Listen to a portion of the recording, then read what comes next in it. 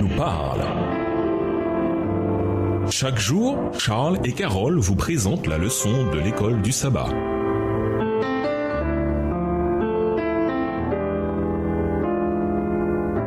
Bienvenue dans votre émission Dieu nous parle. Nous voilà à la leçon de dimanche. Éloigne-toi de moi.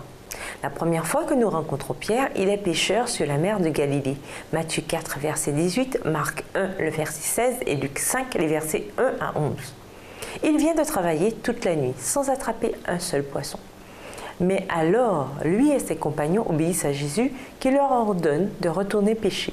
Comme ils ont dû être stupéfaits d'attraper tant de poissons que leur bateau s'enfonçait. Qu'ont-ils pu penser après ce miracle? Lisons Luc 5, les versets 1 à 9. Que nous révèlent les paroles de Pierre à Jésus dans Luc 5, verset 8 sur son caractère? Autrement dit, quels indices nous donnent-elles sur son état spirituel?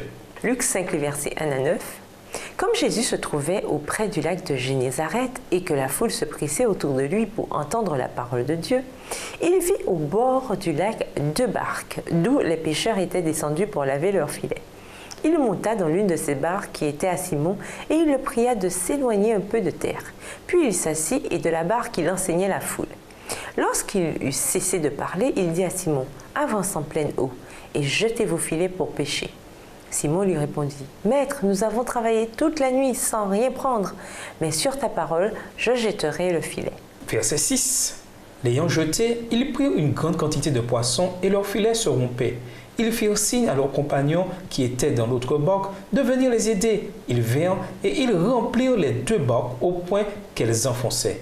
Quand il vit cela, Simon-Pierre tomba aux genoux de Jésus et dit, « Seigneur, retire-toi de moi, parce que je suis un homme pécheur. » Car l'épouvante l'avait saisi, lui et tous ceux qui étaient avec lui, à cause de la pêche qu'ils avaient faite.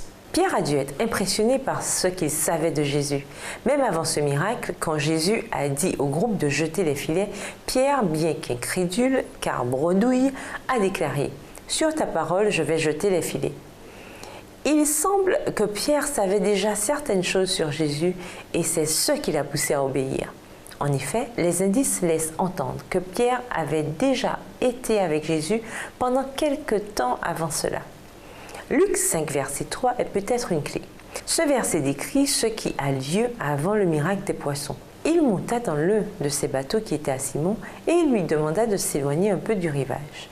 Puis il s'assit et du bateau, il instruisait les foules.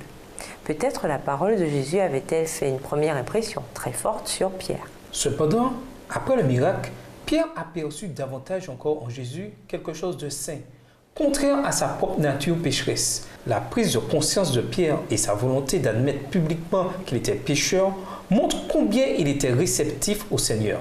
Pas étonnant qu'il ait été appelé malgré ses fautes qui étaient nombreuses. Pierre était un homme spirituel qui était prêt à suivre le Seigneur à tout prix. Lisez Luc 5, verset 11. Quel est le principe crucial de ce texte? Que nous indique ce texte sur le genre d'engagement que Jésus demande? En outre, que nous révèle-t-il sur le fait que ces pécheurs étaient prêts à tout abandonner alors que leur filet était plein? Et nous vous laissons à cette question de réflexion. Vous est-il arrivé de renier Jésus? Si oui, quelle assurance avez-vous du pardon divin? Au revoir. Et à demain si Dieu veut. Dieu nous parle. Chaque jour, Charles et Carole vous présentent la leçon de l'école du sabbat.